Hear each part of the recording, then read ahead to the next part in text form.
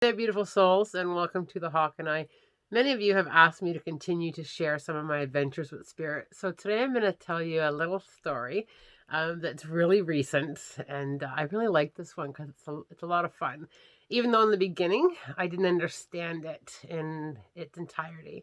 So it starts off with some spirit activity in my home. Now, this is really unusual for me to have spirit activity in my home because I have boundaries with spirit. They're not allowed to act up, if you will, in my home. They're allowed to talk to me. I'm willing to help them. I'm willing to listen. I'm willing to hang out with them. But I'm not willing to be woken up at night. And I'm also not willing to have spirit activity going on that's interruptive. And they know that. The spirit is very respectful of that. And our boundaries together have, for the most part, always been very well respected. Now, a couple weeks ago, it starts off with some footsteps in my upstairs. I can hear footsteps when I'm downstairs.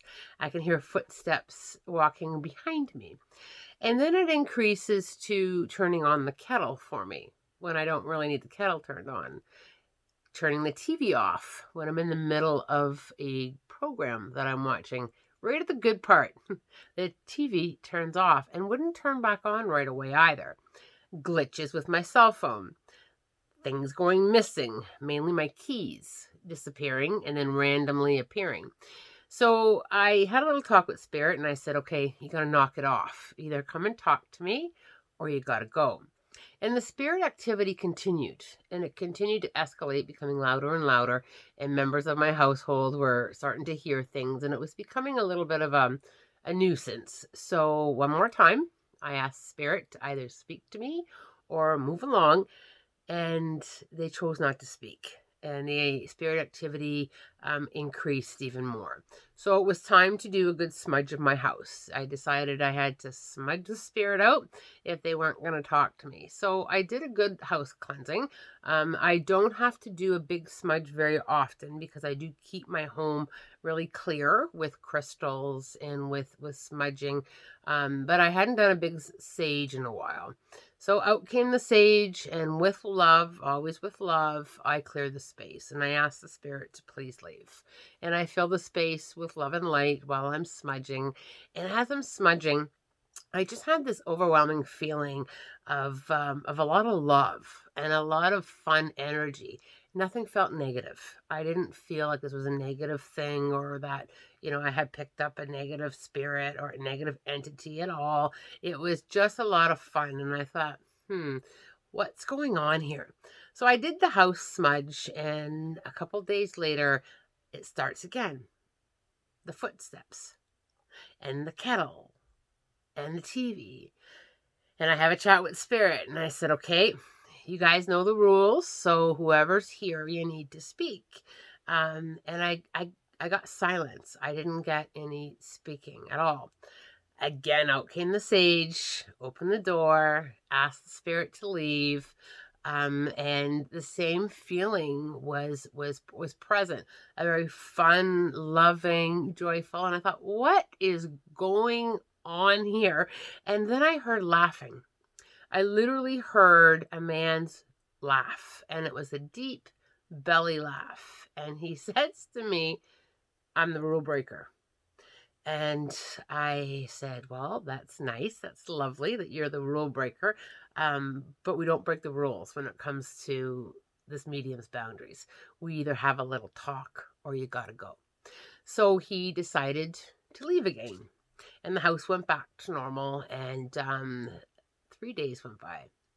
And I was woken up very early with the footsteps and the tapping on my shoulder.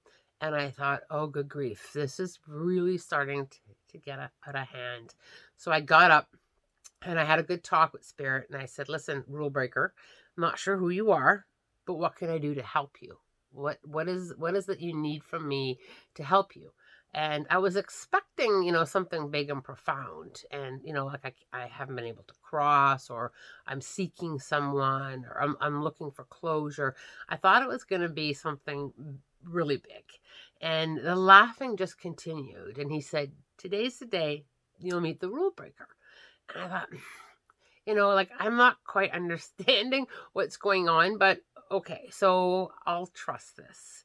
And I start my work day off with with the usual sitting in meditation and doing some channeling, and I kept getting interrupted by the rule breaker. Things were literally flickering on and off, the lights, the electronics, the timer on the microwave.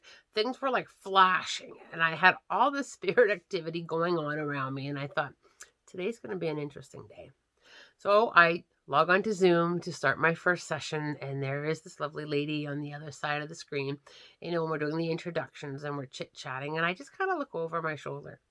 And there, sitting beside me with a grin, huge grin, is the rule breaker. And I said to the lady on the other side of the screen, I said, I've got a man with me who claims to be the rule breaker. And he's been giving me a really hard time. And I need to place him. So, and her face just lights right up. Her face lights up and she says to me, that's my husband. And I'm really not surprised that you're having a hard time with him. He was actually known, his nickname, as the rule breaker, and he marched to the beat of his own drum. Now, the rules that he broke were not major, like, wasn't, criminal rules or anything by that means, but he had this saying that rules were meant to be broken, and he marched to the beat of his own drum in life, and that's exactly how he lived his life, was challenging himself and kind of breaking barriers, if you will, on in life. Now, the story doesn't end here, because what was so profound was all the spirit signs that he's been giving me, he's also been giving her. They match to a T. Now, I journal pretty much everything that happens with spirit. So I just said to her, just hold on a second. I went and got my journal, and I journaled the first spirit activity that he had instigated. And what was so profound was it matched the day that she booked her appointment to see me. He started his shenanigans the day she booked the appointment. Now, he has been connecting with her with the exact same spirit signs to the point where it's driving her bananas. If you can just imagine, the constant spirit activity. And what was so profound with all of this was he was really pushing her to talk and to be ready and to allow some of her grieving process to kind of come to the surface. She had been kind of going through the motions and not really feeling her grief and not really acknowledging how she was truly feeling. So they had a good time laughing and going through some of the feelings that she's been feeling, and he gave her permission to grieve, and she really felt that she needed that permission. It was like she was waiting for him to come forward and say, I'm okay. They did have a pact before he died that when he passed, he would come through with very specific spirit activity. And he held his end of the bargain to the point of driving not just her a little crazy, but me as well. And it is, like I said earlier, it's really unusual for me to have that much spirit activity because I have such strict boundaries with them. And spirit is very, very, very respectful, except for the rule breaker. Spirit brings me so much love and joy and laughter. And it's always an adventure. Every single day, working with dead people truly is an adventure.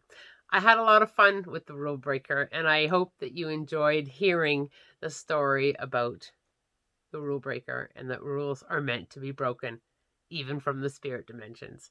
Made my day. I am wishing you all love, light, and blessings.